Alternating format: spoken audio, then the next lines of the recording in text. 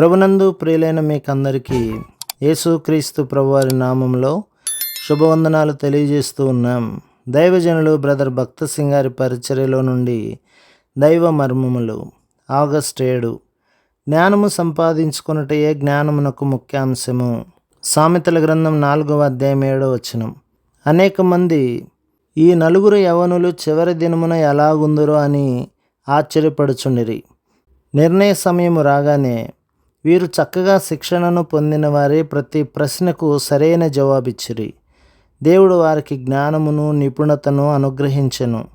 దానియేలు కలలను దర్శనములను చక్కగా అర్థం చేసుకొని వాటి భావమును చెప్పగలిగేవాడు. ఈ రీతిగానే దేవుడు నిన్ను కూడా ఆశీర్వదించును. నీ పిలుపుకు తగినట్టుగా వరమును అనుగ్రహించును. నన్ను ఈ రీతిగా చేయము, నన్ను అట్లు చేయము అని ప్రభువుతో మనము చెప్పనక్కర్లేదు. మన భవిష్యత్ పరిచర్య కొరకై మనమందరము ఇప్పుడు తర్ఫీదు నొందుచున్నాము. ఆయనకు విధేయులముగా ఉన్నట్లయినచో చివరి దినములలో అపాయకరమైన సమయములలో మన పిలుపు ఏమిటో గ్రహించగలము. రానయున్న దినములకై ప్రభువు మనలను సిద్ధపరచుచున్నాడన్న విషయమును మనము గ్రహించుట ఎంతో ముఖ్యము.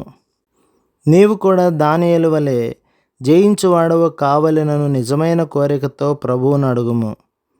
సాతాను కలిగించు శోధనల ద్వారా అపవిత్రుడవు కావద్దు. శత్రువుని ఎదురించుము. దేవుడు నీ జీవితంలో కలుగు చేయు ఏ పరిస్థితినైనను నీ భవిష్యత్ పరిచర్య కొరకై నిన్ను సిద్ధపరచుటకే రానిచ్చినని విశ్వసించుము. ఇటు విశ్వాసము ద్వారా నీవు మెలకువగా ఉండి భవిష్యత్తు కొరకై సిద్ధపడెదవు. ప్రతి పరిస్థితి, జీవితంలోని ప్రతి అడుగు దానియేలు యొక్క హృదయ వాంఛను నెరవేర్చుటకై తోడ్పడెను.